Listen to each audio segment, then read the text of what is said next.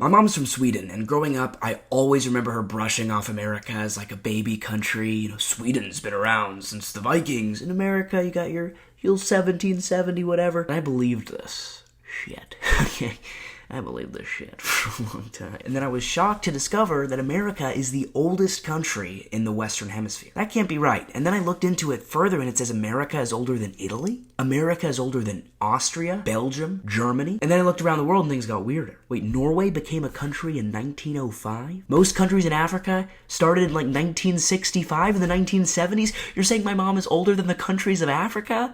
Alright, at this point I was like, I need to figure out what's going on. To make things worse, I go to college, right? That's where things are supposed to be explained. Then I see there's a class called The Beginning of Countries. The Beginning of Countries? What, is this guy gonna teach us about like last 10,000 years? It starts at like 1902! What is this? But then I saw the subtitle, From Empire to Nation. Okay, so I just came back from studying political philosophy at Oxford, and for like the last couple years, I've been trying to figure out what the hell politics even is fundamentally. And I think I did it. Okay? I think we got it. We figured it out. So everyone can follow along when we're talking about a country. There are countries today, right? Brazil is a country. Yemen is a country. Canada is a country. Does it make sense to call the Roman Empire? Does it make sense to call ancient China under the Han Dynasty a country? No, of course not. What are the two main components that make something a country? The first is a shared sense of identity across the country. That can be based on ethnicity, that can be based on values, that can be based on history. But if you go to China, everyone in China will identify as Chinese. If you go to Nigeria, everyone in Nigeria will identify as Nigerian. And then the second component of a country is the interests of the country as a self-contained nation-state. So it's not an empire that's constantly trying to spread its ideals or its religion across the world. It's rather existing for the purposes of its citizens and respecting the autonomy of other countries next door to do the same for its citizens. So humans were a bunch of cavemen in Africa, right? Then because of the weather and some tribal fighting, we spread out to Asia and to Europe, and then, eventually a few people went to America, right? But the people who went to Europe had a big advantage because that's where the crops were most fertile, and it had very navigable rivers, which allowed for easy communication and transportation, because historically it's always been cheaper to travel by water than by land. And then there was one tribe, one group of tribes, the Latins, the Sabines, and the Etruscans, who found these hills, these 7 hills in the middle of southern Europe, and they were like, no one can attack us if we hide behind these hills. You can't even see me, right? You Visigoths, you can't see nothing. And they decided to call themselves the Romans, alright? And the Romans were like, look, guys, we got these 3 tribes, we're gonna get a few more in here. Maybe it's better instead of we're led by our chieftains, we have a king. So they created the Roman kingdom. And they had these 6 kings for a while, but this last king was a despot named Tarquin the Proud. And he enslaved everybody, he killed everybody. Everyone's like, you know what, fine, I don't give a fuck. But it was actually a woman who led to his downfall. And indirectly to the creation of countries. Okay, listen. So Tarquin the Proud hears about this beautiful wife named Lucrece, whose husband was off at war, but to whom she was absolutely devoted. Well, Tarquin couldn't keep it in his pants. He was so enraptured by Lucrece's beauty that he raped her at knife point. Then, in order to defend her sanctity, she killed herself. And her family was like, this guy has got to go. I am so fucking mad. This guy raped my daughter that I'm not just going to banish him, I'm going to banish the kingdom. So after the rape of Lucrece, the whole all of Rome was like, this is not working, guys. We can't have a king anymore. We got a senate. Let's just put them in charge. And that was the birth of the Roman Republic, right?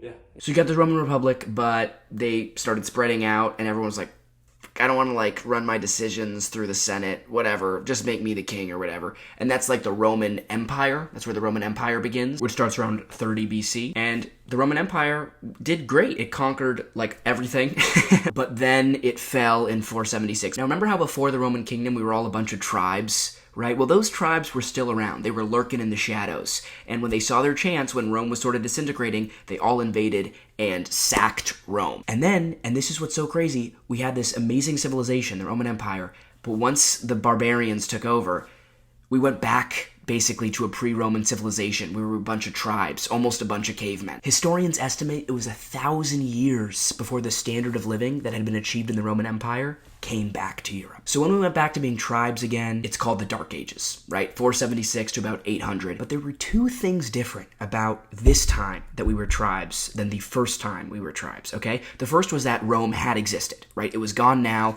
but we had the Roman technology, the aqueducts, and the memory of what Rome once was. The second difference was that during the Roman Empire, there was an itinerant Jewish preacher in Palestine who claimed to be God, and a lot of people believed him. Jesus founded the Christian church, or the Catholic Church, which outlived the fall of the Roman Empire, and the church, when we were a bunch of tribes, was basically the only game in town when it came to unifying everybody.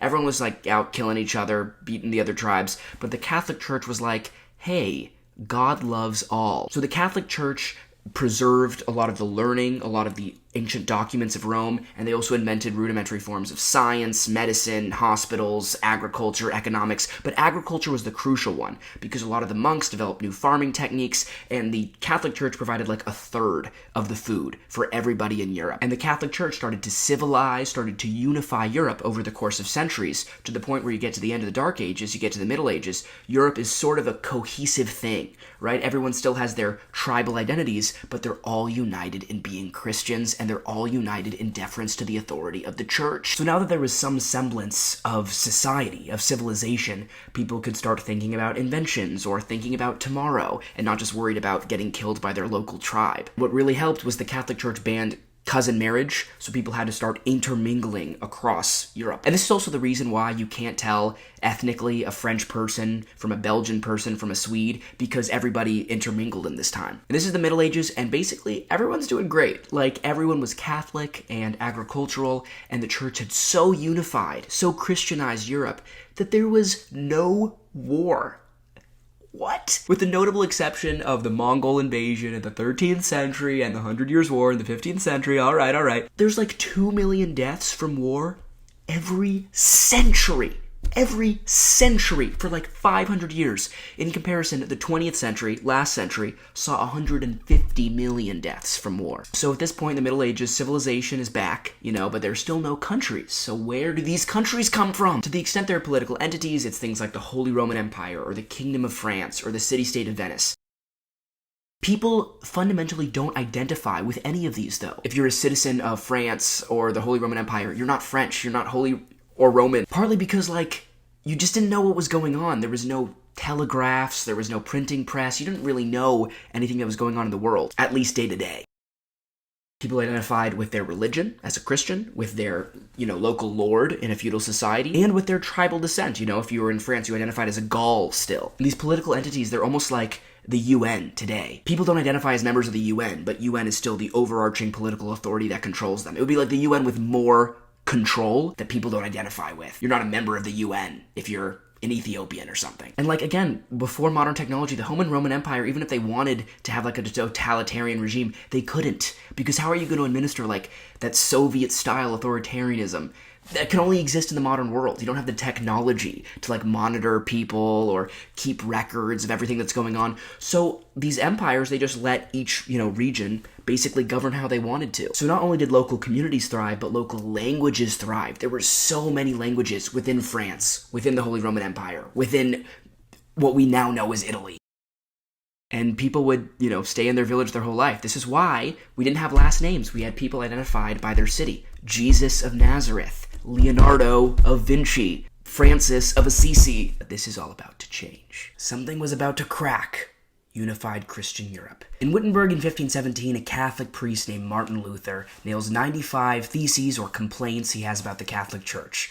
He doesn't want to split the church. He just wants the Pope to live a little less luxuriously and some other stuff. And the Pope's like, you know what, Luther? You're a good friend. You know what? You're right. You are right, my friend. I've been waiting for someone to say it. And the church is like, you got a deal, my friend. About half of those, I'm doing right away. They're done yesterday. But the other half, Martin, they're a little sus. So can we do half of them sound like a deal? And Luther goes, Nein! How dare you not accept my thesis? And he's like, I'm out. And the church splits, and this is where Protestantism comes from. He just splits Europe right in half. Because as soon as Luther does this, there are some people who are like, yeah, Luther's theological claims make sense. We are justified by faith alone. But then there are some opportunists like Henry VIII who say, wait, this guy says every man can be his own priest?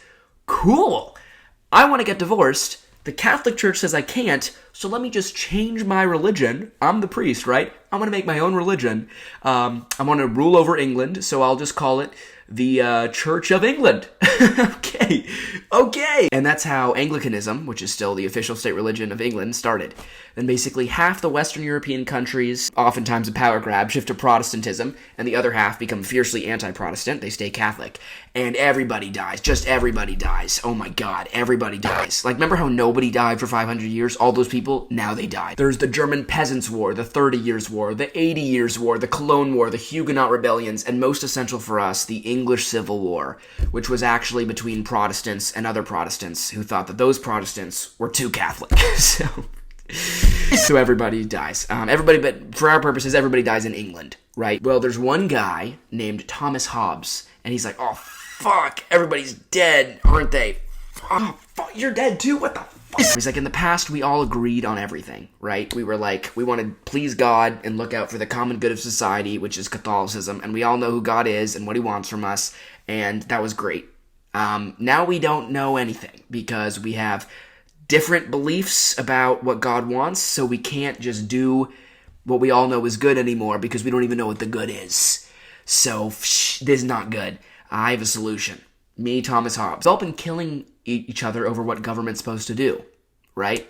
Well, what if we just don't give a fuck? Like, what if we stop giving a fuck? Like, this was his theory. Because, look, in England, what would happen is you would get a Catholic sovereign like Mary I who would burn alive every Protestant, and then you'd get a Protestant queen like Elizabeth I who would burn alive every Catholic. And the Catholics were like, let's fight for our rights so we don't get burned alive. And the Protestants were like, let's fight for our rights so we don't get burned alive. And then Thomas Hobbes was like, guys, just be okay with being burned alive. It's fine. Like, this was his whole thing. He's like, if a Catholic just burns your mom, like, it's fine. Like, it's really fine. Like, just don't worry about it. Because he was like, if we start saying it's not okay, if we're like, don't burn my mom alive, then we're going to go to war. And when we go to war, we're basically a bunch of tribes again. Or, even worse, we risk dissolving the whole state and going back to that state after the Roman Empire, remember? So, he's like, the worst thing that we can ever do is go back to a state of nature, as he calls it. Go back to a bunch of warring tribes. That's just the worst. So, to that end, just whatever the king does, it's really fine. Like, it's so fine. Stop giving a fuck. If you're just being burned, like, it's okay. Just stop whining. So then this guy, John Locke, comes around, and he's also living in England after the Civil War, and he's like, fuck, everybody's dead, aren't they? God damn, Hobbes is it right. So he goes, Hobbes, you're totally right about everything. You're a genius. I just want to kiss your face. But like, hey Hobbes, remember how you're like, whatever the king does is fine? I totally am with you. But maybe he's like, maybe there's a couple things. Locke's like, maybe there's like one or two things where it's like, hey, don't burn me alive, maybe? Maybe, please? Don't kill my LGBT turtles, please? Like, he's like, there are a couple things the government shouldn't do, which is what he called our natural rights. Government can't mess with this. But everything else they do, it's fine. it's really fine. That was the philosophical trend at the time, right after these wars that the Reformation, when Europe split into Catholic and Protestant, began. On the battlefield itself, everybody looked around and was like, everybody's dead, aren't they? Yeah, they're all dead. So basically what happened was, if you're Catholic, you're like, oh, these Protestants are so stupid. They are so stupid. But, like, I can't tell them. I can't, fight them about it, because when I do, everybody dies.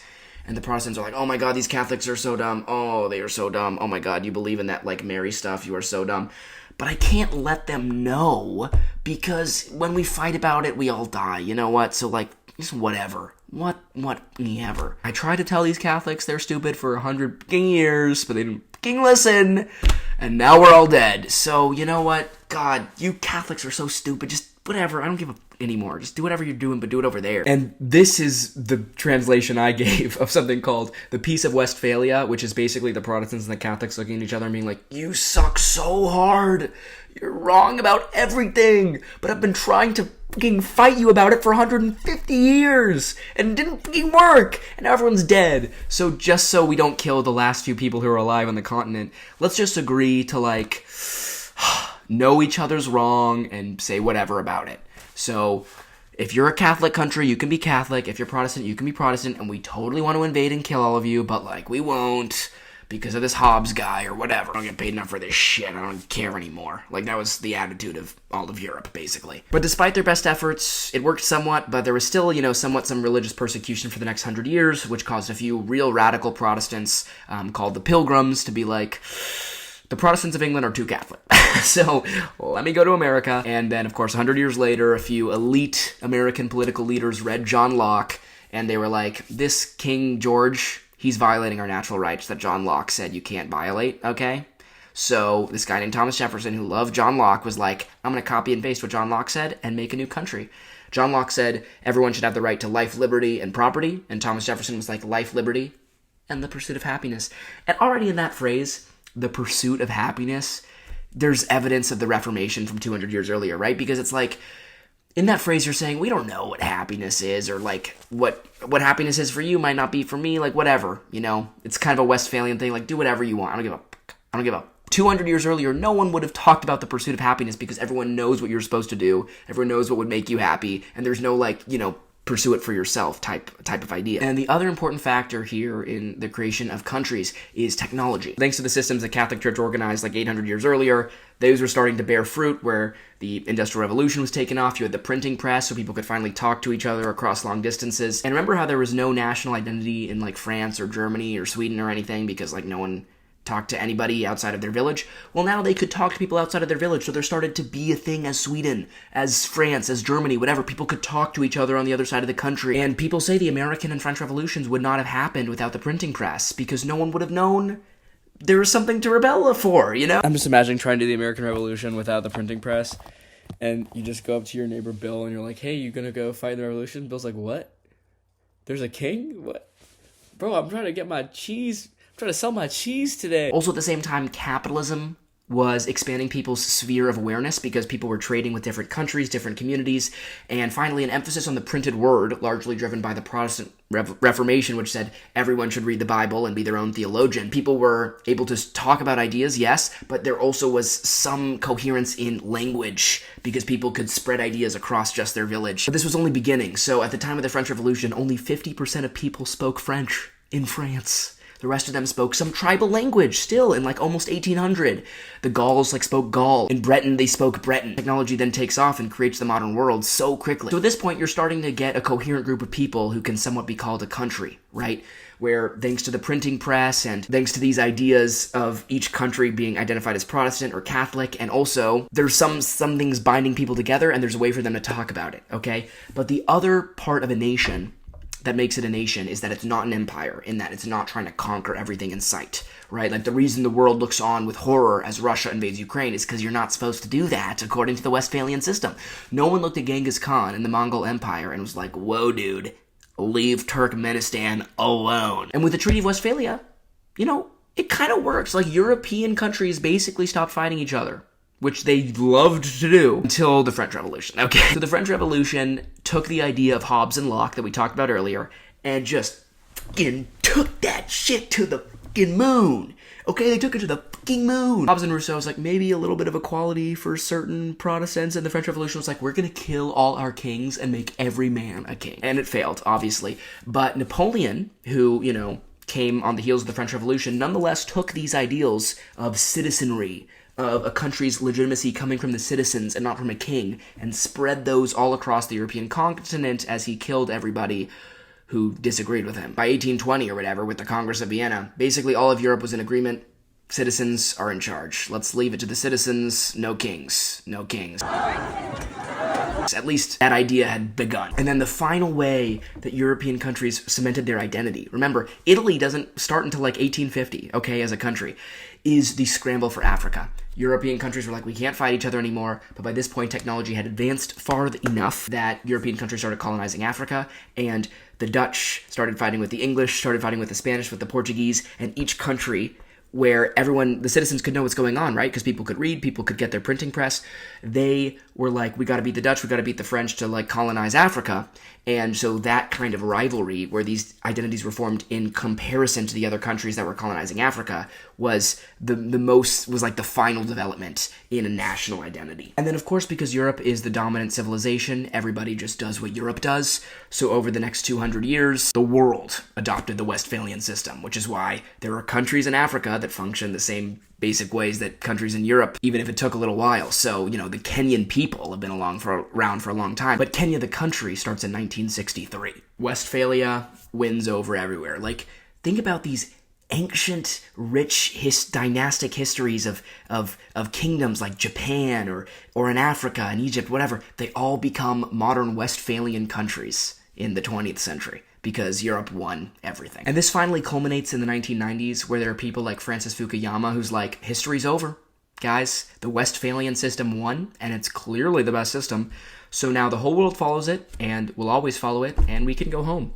Historians, you should retire. And this was like a pervasive view. I remember being like 9 years old and asking my mom, hey, we learned about all these wars. What gives? Where are the wars now? And my mom was like, that is from history. All the wars are over. We won them. So I was like, there's no more wars? My mom's like, yes. And I was like, what's history gonna be? She's like, maybe they have a new flavor of Wheaties. Wow, and I believed her. And then that idea kind of went away with the invasion of Ukraine, the Gaza war, the election of Trump, Brexit. But now you know why nations exist. Basically everybody killed each other in Europe for being Catholic or Protestant. And they're like, oh, everybody's dead. Fine, do whatever you want, I guess. And then technology enabled people to have a shared national identity across more distance than just their village. The scramble for Africa really solidified people's identity. And then finally, the Westphalian system also concretized the idea of sovereignty, where it's like, Canada can be doing something really bad, like be Protestant or something, but we're not going to invade because we let Canada do what they want, as Westphalia established. Everyone in Canada, Canada as a nation, so it has a shared identity. Everyone identifies as Canadian, I guess, except Quebec maybe. But, you go back to the Kingdom of France in 1300, no one identified as a Frenchman. So that's how we have nations and what nations are. And this has finally quelled my search for what the hell is going on in a nation for a few years now. This is my culmination TED Talk. Basically, Europe had some wars, decided on a peace deal. Europe won everything. And now the world is following a 500-year-old European peace deal. So to finally answer my mom, yes, America is older as a country than many European countries, including Norway, including Germany. What my mom was putting her finger on was that Americans as a people are much newer than any of the European peoples who all come from these tribes who have existed for thousands of years. As for the countries of the Western Hemisphere, America really is the oldest. It's not that far away from being the oldest people too, because think about it. Everyone who's Latino, what's Latino? Christopher Columbus invented Latinos, okay? Latino is the mix of the Spaniards and or white settlers and the native populations. That's what a Latino is. So, all Latinos, or specifically Brazilians or Venezuelans, newer peoples that have been invented in the last few hundred years. So I think this is all really important context because we all just seem to think nations are in the fabric of the universe. At least I did. And the fact that a lot of countries in the world, dozens and dozens of them, are younger than my mom makes you rethink that. And also, history is just so young. We were a bunch of tribes. We became the Roman Empire for a minute. Didn't work out. We became a bunch of tribes. And then the church kind of made us a little more civilized. And in the last 300 years, we have all of modernity. And that's all of history, abbreviated. The other important through line here is that history moves on human capital, which is fancy economist jargon for people's ideas, people coming up with things. The reason society began to flourish after the Dark Ages is because the Catholic Church unified Europe and gave people some resources to think of things and do things. That's when they came up with universities. The reason capitalism and free markets and global trade works is because the more people you have, the more minds you have to create human capital, to create ideas. And we know this at bottom, right? Before humans, there was no civilization, right? Then a bunch of humans came along and thought of some things and made civilization. Obviously, it's people who make civilization. The more people you have in a relatively peaceful setting, the more you'll be able to make use of those people and make more civilization. And like I mentioned in my last video, the reason Franco's Spain did so poorly in the 1950s, it wasn't because it was a dictatorship, because they weren't trading with the rest of the world. So there was, 2 billion people whose ideas, whose human capital they were cut off from. And that's why they were so backwards. They weren't backwards compared to the Romans. They weren't backwards compared to people in the 1800s. They were just backwards compared to the rest of the world, which was able to trade with each other and learn from each other. Similarly, this is why places like Appalachia or the Highlands of Scotland are oftentimes so behind in terms of technological or cultural progress, because mountains historically have been obstacles that prevent cultures from interacting with each other. So less, human ideas, human capital. And what I'm saying is so evident all around you, because as soon as one person thinks of something, they can't hold on to it, right? Europe came up with countries, now everybody's a country, right? As soon as one European country started enslaving people from Africa, all of them did, right? As soon as one European country banned slavery, Great Britain. Then in a few decades, the rest of them did. Think of modern examples. The Netherlands became the first country to legalize gay marriage in 2001. Within 15 years, every Western country had legalized gay marriage. Isn't that odd? These countries are around for 500 years, and they all have the bright idea to start doing gay marriage within the same couple years. Basically, every Western country gave universal female suffrage within the same 20-year period. It's amazing. After 1,000 years, they've all decided now is when women should vote. Same thing with abortion. Abortion is completely criminalized everywhere, and then it's legalized. Within 10 years, it's legalized in every Western country. This is honestly a pretty pro-person message. The more people, the more goodness, I guess, except for some, slavery and stuff. But in the same way, a bunch of tribes were guys, we could be stronger, if we unite into Rome. There's also an interesting instinct to do that today, where all the countries are guys, we can be stronger if we form a world kingdom, which is what the EU and the UN are, right? They're trying to make a global country, a global community. Biden literally proposed a law that applies to everybody, a minimum corporation tax, which would apply to every country in the world. That's clearly creating this sort of global political entity. And then on the other hand, people say you've got, Trump and Viktor Orban and Giorgia Meloni, who are Westphalia rocks, we should keep being nationalistic, which is true on one hand, but on the other hand, even there's a shift, right? Trump obviously talked about annexing Greenland and Canada. He's almost imperialist. He's almost moving beyond the Westphalian system. So maybe on both the left and the right, Westphalia is breaking down. Just on the left, it's being expanded to be the whole world, and on the right, it's collapsing to go back to what we were before the Westphalian state, where we were empires or jockeying to impose our views on everybody as an empire. But again, another one of my actual favorite examples about how human capital is so potent and you can't keep something to yourself for long among people, and we all share with each other so quickly, is that Europe and Asia, broadly speaking, are incredibly different. Right? They developed distinctly for thousands of years. They didn't even really know about each other until the 16th century. And despite each of them having such a distinct and rich history, there was some German guy in London, right, who decided to write some ideas down about how governments and societies should be organized. His name was Karl Marx. And China, the country of terracotta and so many historic battles and warriors and Confucius, they adapted what some guy in London wrote in 1870 in Europe as the complete foundation for how their whole society is run today, right? The biggest country in the world, 1.5 billion people, China, with no roots to anything close to Karl Marx, some European guy in 1870, decided to take his writings to completely transform their society. It's remarkable. If you can go back a few hundred years and imagine one person from Europe making the entire foundation of the Chinese political society, so much so that China basically throws away all of what China's been for 2,000 years because of some human capital in Europe. That's how interconnected we are, and that's how potent ideas are. Of course, that killed 60 million Chinese people. Ideas have consequences. And one final example about how implacably ideas are shared between people is how there are no monarchies today. Everyone used to be a monarchy.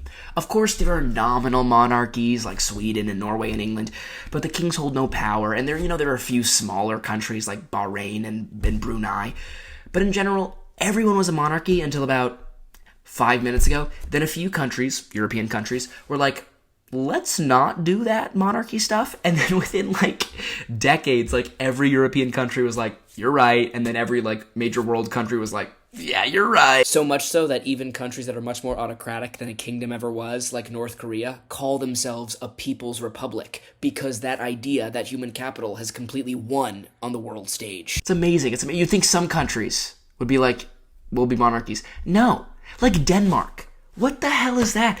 Denmark has a rich history of being like a kingdom and, union with Sweden and Vikings. Denmark is a democratic country? What the... like, Denmark, that's completely foreign to Denmark's history and identity. But we all know the answer, of course. America and France were like, we'll be democracy, and everyone else was like, okay. And Denmark was like, I don't want to be left behind, Like, sure, I'll be a democracy, whatever. And then one other modern example is like, you think about Western countries. There's been massive migration into Western countries from the Third World since the end of World War II, right? But only in the last 10 years has it become a major political issue, immigration, with Trump 10 years ago. And some, I assume, are good people. And now a bunch of other European countries in particular are making a stand against immigration from the Third World. That's been going on for 70 years. But it took one country to do it, America, and be like, this is bad, for a bunch of other countries to join it. We are so mimetic as creatures. So, one of the big takeaways for me is like, again, nations feel like they're part of the fabric of being. But really, it's a bunch of tribes. We're a bunch of hunter-gatherers, and a few people got together and was like, let's form a tribe. We're the Visigoths. And they're like, okay, now let's formalize that and become Germany or something, right? Like, even the names of these countries say that. England, land of Angles. Sweden, land of Swedes. Saudi Arabia, land of the Saudis. Even the countries that call America Big Satan, like Iran or whatever, they still are under the Westphalian system. Like, they still are part of the political organization of the whole world. They still function at root how countries are supposed to function and are punished when they violate those norms, right? Like when Iraq invades Kosovo. Why should the Middle East follow the American, European, Westphalian system? But they do, and we tell Iraq to get out of Kosovo when they invade because we're like, Westphalia exists at all costs. In World War II, nationalism sort of grew into something that resembled empire once again, right? Like Hitler wanted to create the Third Reich. Reich means kingdom. The Second Reich was the German Empire. The First Reich was the Holy Roman Empire. Hitler kind of turned nationalism into like an empiric thing. And after World War II, just after, the wars of religion, we were kind of like, guys, we got to stop this shit. We got to stop killing each other. We got to stop doing anything. And we sort of stopped believing in ourselves, right? As C.S. Lewis puts it, we sort of lost our chests. C.S. Lewis talks about when you believe in something strongly, you feel it in your chest. But after World War II, and Europe just laying waste to itself, and nationalism getting a bad name, we sort of stopped believing in ourselves. Like, kind of like when the Catholics and Protestants had to stop believing in their own Catholicism and Protestantism, because if they believed in it too strongly, they would try to convert people and everybody would die. It's kind of what we did to ourselves, right? We stopped believing in Europe or America, particularly Europe. And it's also why, right after World War II, peacefully, every European power that had once scrambled for Africa gave up all their colonies. Willingly, the British Empire dismantled itself, the French Empire, the Belgian Empire, within a few decades. Why? Because they're like, well, look at all the problems we cause. Look at all the problems Europe causes. We should just not be around anymore. Maybe we aren't that great. And what was Trump's line? Make America great again. Sort of a rebellion against this chestlessness that came after the destruction of World War II. It isn't all bad, Think about this. Since World War II, there hasn't been like any revolution. Any serious political revolution in any European country. Like, that used to be our thing, like Western European countries. We used to do rebellions all the time. Like, after World War II, we stopped doing any revolutions because we don't believe in ourselves anymore. There's nothing to revolt to, Say what you will about Maximilien Robespierre. When he cut off people's heads, he knew what he was doing it for. We've eaten our own, liberalism, the Enlightenment, it's eaten its own. It started questioning everything, and then it got around to questioning itself. And now we're in this postmodern landscape where we're like, I don't think we should do anything. It reminds me of the French Revolution where, it was supposed to be a cult to reason, a cult to be away from the superstitions of religion. And then just before they executed one of their preeminent scientists, right, Antoine Lavoisier, who invented chemistry, who you'd think would be a useful figure for, people trying to build a country on systematic inquiry away from religion, the judge, before he's executed, goes, "The Republic has no need for geniuses." Here was the French Revolution trying to build a world based on reason and science, executing their most reasonable scientist. And I think we've really eaten our own. We've gone from empires which kill everybody but believe in themselves to a country today where we don't kill people quite as much, but we don't believe in ourselves. We don't kill other people, we kill ourselves. Got way higher suicide rates today. What's better, killing other people or killing ourselves? You let me know down below, and now you know why there are countries, okay? If you like knowing why there are countries, you want to talk about it a little more, we're going to do the after party on Patreon. If you appreciated the thoughts of these videos, We'd love to see you on Patreon. We've got a great community. Thanks to Bob Pflugfelder, Eric, Guy, Matt, Saba, and Keaton. You guys help make this happen. So now I'm going to go read your comments. And whatever country you're in, I think you can look around and understand what's really going on now.